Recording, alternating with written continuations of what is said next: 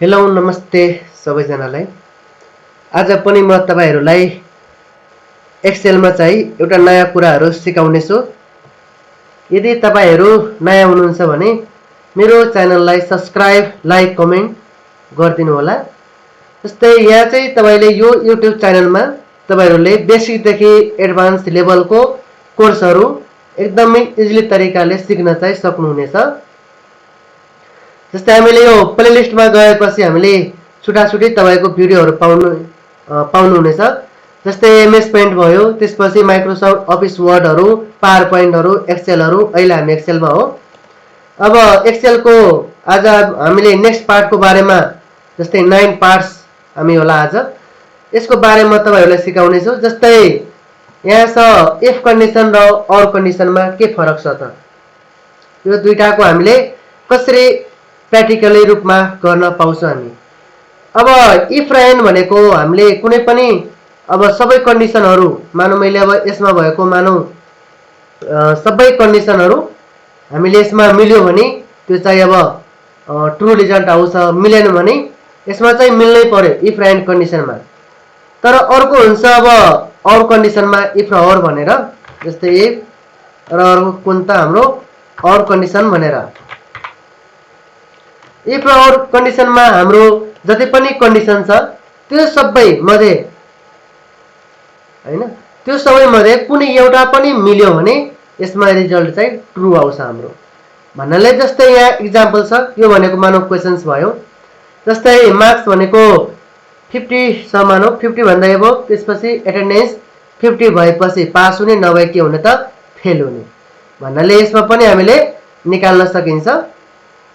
ल मैले यतापटि फर्मुला चाहिँ मैले युज गर्दै मानौ, मैले यसलाई सपोज ल यतापटि मानौ डबल लेफ्ट क्लिक गरेर फर्मुलाको फोटो पनि खिच्न सक्नुहुनेछ। मैले यसलाई चाहिँ डिलिट गर्दै मानौ। ल जस्तै अब यहाँ चाहिँ हाम्रो डिमान्ड कन्डिसन के छ? मार्क्स चाहिँ 50 भन्दा एबोभ, एटेन्डेन्स चाहिँ 75 भन्दा माथि भएपछि पास हुने, नभए के हुने त फेल हुने भन्नाले यहाँ मैले एउटा इक्वल टु राखे। फर्मुला भनेको इफ ओपनिङ ब्राकेट दिने र अर्को के त एन्ड पनि राख्ने। अब हामीले सुरुमा के भनेछ हाम्रो मार्क्स भनेर, त्यही भएर मार्क्समा क्लिक गर्दिने हैन। त्यसपछि क्लिक गरिसकेपछि अब हाम्रो ग्रेटर देन दिने, त्यसपछि इक्वल टु हैन। ग्रेटर देन इक्वल टु हाम्रो के भनेको रहेछ अहिले 75 छ, त्यही भएर मैले यहाँ 75 मा क्लिक गर्दै मानौ। 50 छ, 50 मैले लेखे अहिले कमा। फेरि अर्को के छ एटेन्डेन्स भनेपछि एटेन्डेन्समा पनि क्लिक गरे मैले।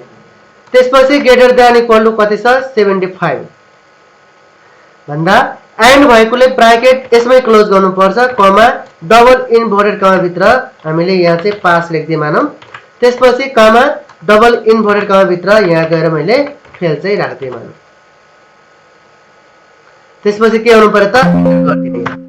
अब यसमा कन्डिसन सबै ट्रु छ भने यसमा पास हुन्छ, ट्रु छैन भने मिलेन भने त्यो चाहिँ फेल हुन्छ।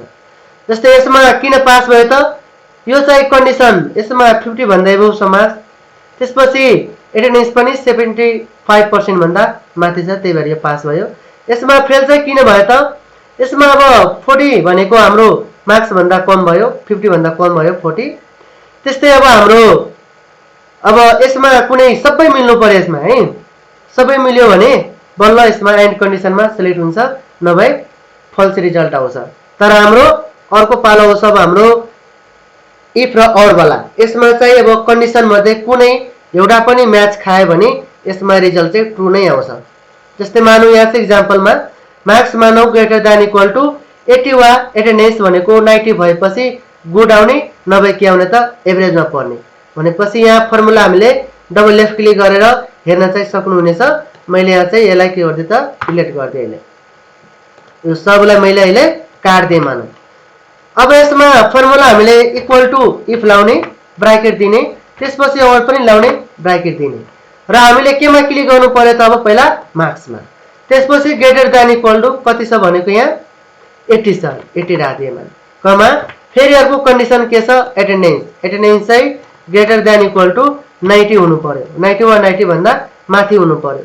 त्यसपछि अब हामीले एन्ड भएकोले ब्राकेट यसमै क्लोज गरिदिने र कमा डबल इन्भर्टेड कमा भित्र यहाँ चाहिँ हामी के राख्छौँ त गुड भनेर राख्छौँ र इन्भर्टेड कमा बन्द गर्ने फेरि कमा अर्को कन्डिसन डबल इन्भर्टेड कमा दिएर यहाँ चाहिँ एभरेज भनेर राखिदिने।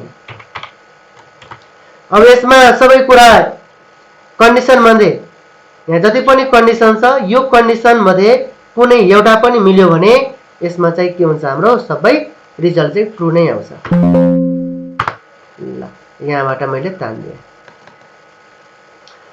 अब यसमा चाहिँ हेर्नु यसमा हाम्रो अब मार्क्स भनेको 80 छ यहाँ कन्डिसनमा तर यहाँ 75 छ तर यहाँ चाहिँ अब हाम्रो अरु के छ त यहाँ ल एटेन्डेन्स भनेको 90 छ भनेपछि यसमा कुनै पनि मिलेन त्यही भएर यसमा एभरेज देखायो। अब यसमा जाऊ यसमा मार्क्स भनेको 40 छ तर एटेन्डेन्स भनेको 90 छ भन्नाले यसमा हाम्रो के भयो त गुड भनेर देखायो। मैले के भनेको अघि कन्डिसन मध्ये डिमान्ड गरेको कन्डिसनबाट कुनै एउटा पनि म्याच खायो भने यसमा रिजल्ट भनेको ट्रु आउँछ। यो अवस्थामा अब हामीले के को युज गर्न पाए त यो अवस्थामा हामीले इफ र एन्ड कन्डिसनको युज गर्न पाउनुहुन्छ। यस्तै भिडियो हेर्नको लागि मेरो च्यानललाई शेयर सब्स्क्राइब लाइक कमेन्ट चाहिँ गरिदिनु होला। हस्त धन्यवाद।